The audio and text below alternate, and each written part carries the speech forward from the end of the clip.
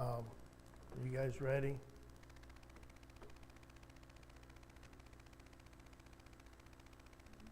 Yeah, I'm on. In.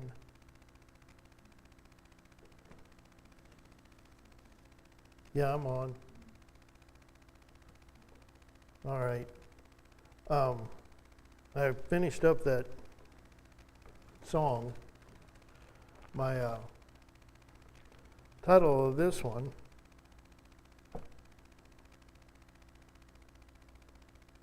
How is your witness?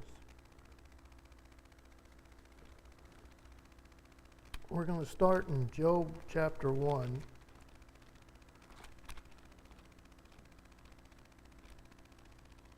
This was actually, Job chapter 1 was my first devotion ever.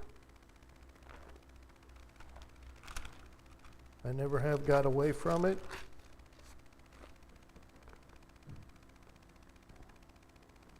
How is your witness? I think about that, how fast we can lose our witness. And it doesn't take much to lose it. People look at your actions and how you do, what you do, and you can blow it. And then it takes years to reestablish it. You may have it in one place, but another place you may not. But here in Job chapter 1, we're going to start in verse 1. And there was a man in the land of Uz whose name was Job. That man was perfect, upright, and one that feared God, and eschewed evil. And there was born unto him 7 sons, 3 daughters, and his substance also was 7,000 sheep, 3,000 camels, 500 yoke of oxen, 500 she asses, and a great household, very great household, so that this man was the greatest in all the men of the east. So here, Job is said to be a perfect and upright. He feared God. And that's what people knew him as. Verse 4. And his sons went and feasted in their houses, every one his day, and sent and called for their 3 sisters to eat and to drink with them. And it was so, when the days of their feasting were gone about, that Job sent and sanctified them, and arose up early in the morning and offered burnt offering according to the number of them. For Job said, that may be that my sons have sinned and cursed God in their hearts. Thus Job did continually. I think it's kind of neat here that here Job, his sons and daughters are out enjoying life and having a feast and party together. They're enjoying each other's company. And Job wanted to make sure that they didn't sin. And if he did, he was asking God to forgive them and to open their hearts that they might see, I think. But here Job, this is how Job is as a person. This is even something his sons and daughters seen in that Dad is sacrificing for us. And I think he sacrificed on a regular basis, it said here. And then in verse 6, now there was a day when the sons of God came to present themselves before the Lord, and Satan came along with them. And the Lord said unto Satan, Whence comest thou? Then Satan answered the Lord and said, From going to and fro in the earth, and from walking up and down in it. So the Lord is asking the devil, what you been up to? And God didn't have to ask the devil what he's up to. He knew exactly where he was, what he was doing. He was allowing the devil to do what he did. But in verse 8, and the Lord said unto Satan, hast thou considered my servant Job, that there is none like him in the earth, a perfect and upright one, that feareth God and eschews the evil? I think that is something that God said to the Satan, you see Job? See how perfect he is? He fears me. He is actually being used as a witness to Satan. That's what kind of person Job was, that he was perfect. Perfect, but yet he still sinned. He still had sin in his life. That's why he sacrificed continually. And he feared God. And in verse 9, then Satan answered the Lord and said, doth Job fear God for naught? Hast not thou made a hedge about him, and about his house, and about all that he hath on every side? Thou hast blessed the work of his hands, and his substance is increased in the land. But put forth thy hand now, and touch all that he hath, and he will curse thee to thy face. And the Lord said unto Satan, behold, all that he hath is in thy power, only unto himself put not forth thy hand. So Satan went forth from the presence of the Lord. Satan told God, you've protected him. There's nothing I can do. I can't get to him. But then the Lord said, you have the opportunity. And you know the rest of the story, the account of how that Satan took all these kids. They all died. He took all his substance, took everything he had. I mean, he was a very rich man. But when it was all said and done, he had nothing. It was just him and his wife. And then the whole book of Job, he never cursed God. He stood with God because he knew that's where his hope was. Everything it revolved around God in Job's life. And his witness stood, even when his so-called friends come, talk to him, and at the end, God says, you might want to, I think I got that right, that God says you need to sacrifice, you three friends need to ask Job to sacrifice for you. Because you guys need to listen to Job. He doesn't need to listen to you. But his witness stood no matter what he went through. And I know we all struggle with our lives, the sin in it. I know I do. I have a real problem with a temper. I get frustrated easy. I think I'm saying that I'm so OCD that I don't want to see I'm OCD. I want things done my way. I know that I have an issue when it comes to driving. When we're going somewhere, I want to drive because I want to do it my way. But sometimes you have to let somebody else in the driver's seat. And I know sometimes you got to let God in. All the time you need to let God in the driver's seat in your life.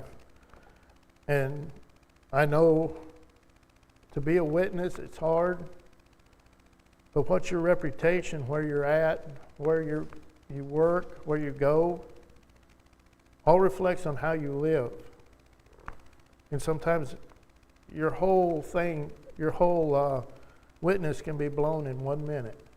One time of blowing up. Or maybe not even blowing up, it's just what you accept. But another one I want to look at is in Genesis chapter 19. Genesis chapter 19.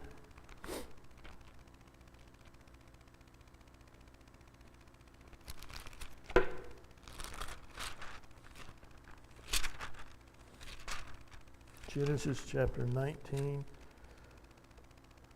and in verse 1.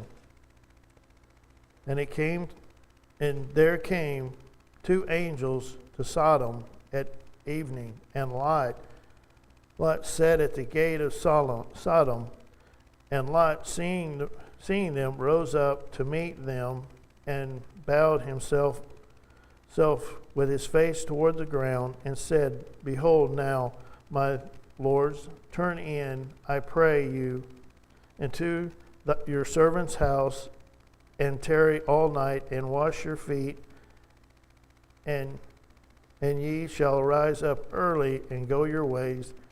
And they said, Nay, but we will abide in the street all night.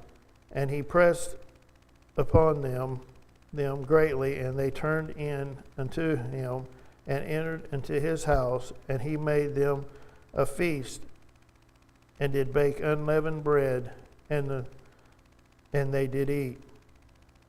I want to look at Lot for a minute, and here Lot is sitting at the gate of Sodom and Gomorrah, and to sit at the gate is not a luxury. He's not just sitting there resting. If you read through the Bible multiple places, it says that that's where business was taken care of.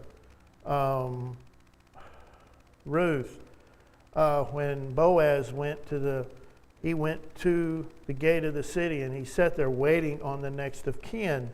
That's where business is done. So here, Lot is sitting at the gate.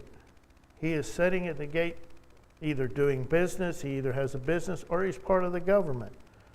Because government was also taken care of in those places. But you think about, how did Lot get where he is? If you go to Genesis 13,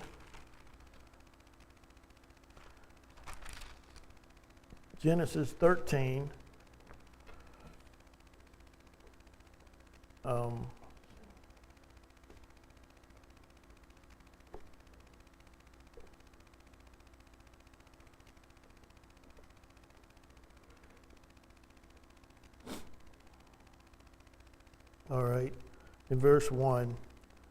And Abram went up out of Egypt, he and his wife and all that he had, and Lot with him, into the south. And Abram was very rich in cattle and silver and gold, and he went on his journey from the south even unto Bethel, unto the place where his tent had been at the beginning, between Bethel and Ai, unto the place of the altar which he had made there at the first. And there Abram called on the name of the Lord. And Lot also went with Abram, had flocks, herds, and tents, and the land was not able to bear them, that they might dwell together, for their substance was great, so that they could not dwell together. And there was strife between the herdsmen of Abram's cattle, and the herdmen of Lot's cattle, and the Canaanites and the Perizzites dwelt in the land. And Abram said unto Lot, Let therefore be no strife, I pray thee, between me and thee, and between my herdmen and thy herdmen, for we be brethren. Is not the whole land before thee? Separate thyself, I pray thee, from me. If thou wilt take the left hand, then I will go to the right. Or if thou depart to the right hand, then I will go to the right. Then Lot lifted up his eyes and beheld all the plains of Jordan, that it was well watered, everywhere before the Lord were destroyed Sodom and Gomorrah, even was the garden of the Lord, like the land of Egypt, as thou comest to Zion. Then Lot chose him all the land of Jordan, and Lot journeyed east and separated himself one from another. We're going to stop there.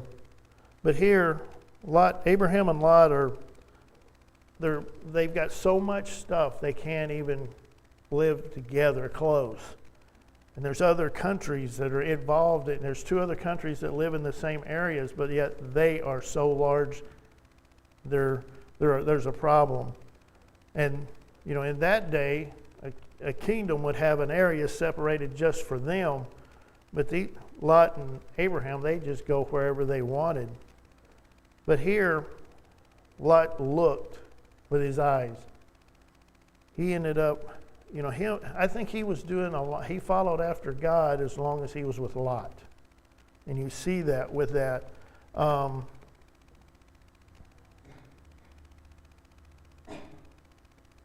we'll go ahead and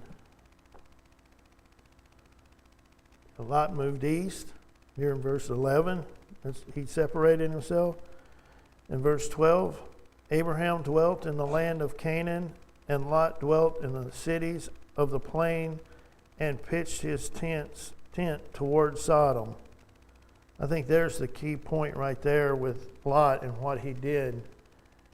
He pitched his tent toward Sodom. One day at a time, he drifted. That's what I'm seeing. I think of, I don't know how they did business, but he may have went into town and do certain things, and in the process, he just kept getting closer and closer and closer. But in verse 13, but the men of Sodom were wicked and sinners before the Lord exceedingly. So that whole area was very bad, but yet Lot just kept easing his way to it. But you think about as Lot moved closer and closer, that's when he ended up in the city and the gates, conducting business and he had a house. His tent was outside of Sodom. Chapter 19, his house was inside Sodom. So if you go back to chapter 19, Genesis 19.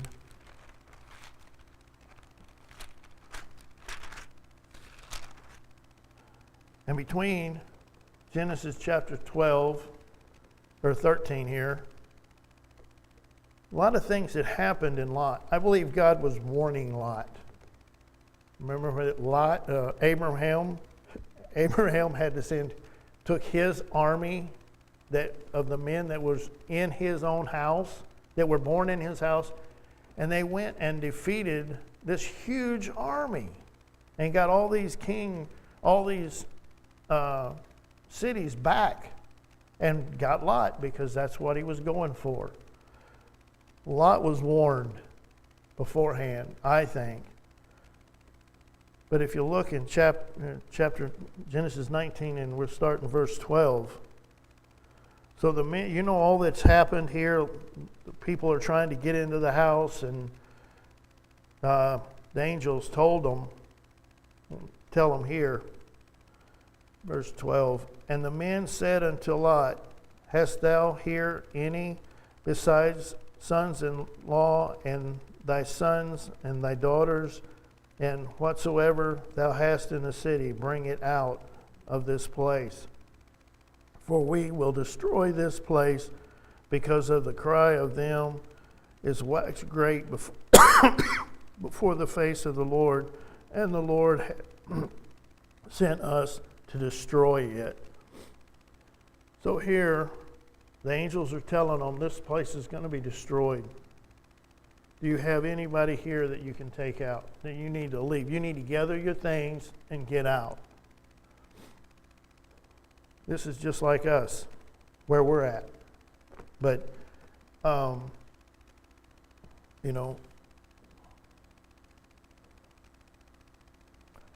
then in verse, you continue reading. And Lot went out and spake unto his sons-in-law, which married his daughters, and said, Up, get you out of this place, for the Lord will destroy this city. But he seemed as one that mocked unto his sons-in-law. I think that's the critical thing right here. And we're the same way. We can lose our witness just like here Lot has. Because you remember, God asked Abraham asked God, can you see if there's just 10 people that believe in you that you won't destroy that city? There was no one.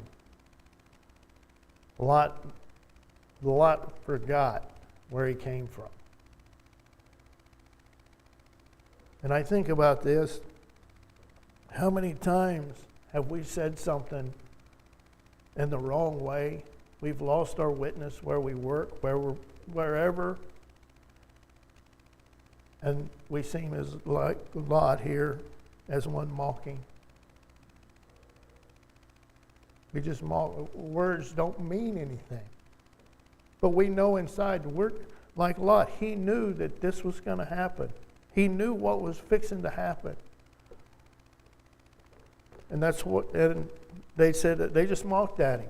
They just laughed at him, basically. You're crazy. But you remember reading on down here with the story, they had the two angels had to drag the four of them out. And then the wife turned back and looked to see what she lost. And she lost her life. And we look at Lot's life and the rest of the story of him, and you think this was not a saved man. But God does say in the Bible that he was just Lot. How many people look at us the same way?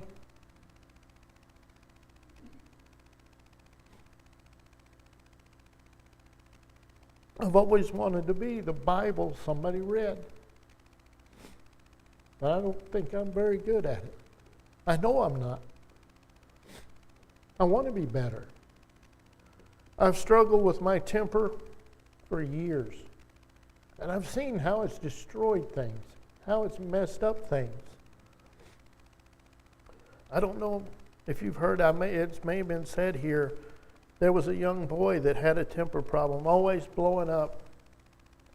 And his dad had talked to him. So one day, the dad took the son outside and gave him a big bucket of nails and a hammer. And told him, every time you lose your temper, you come put a nail in this fence. So over time, he kept putting less and less nails in that board, in the fence every day. It was less every day. And the son was proud that it was a day that he hadn't put any. It got to be days that he hadn't put any nails in that fence. And he told his dad, and he says, now, go pull those nails out. Every day that you do not have a temper problem, pull one nail out. And over a period of time, he got all those nails out of that fence. He said, son, look at the fence. See all the holes? You still hurt somebody. And all those holes still have to be healed. And sometimes they take time. But I think of that. And being a witness, because we know what's going to happen. We know this world's coming to an end. And if your heart's not right, I mean, it's going to be bad. Hell's just around the corner for you that is not saved. But having the right kind of witness is very important. Not just here amongst us, and you guys have seen my temper and how I act sometimes. But I don't know, I'm working on it. And pray for me that I will be able to take nails out.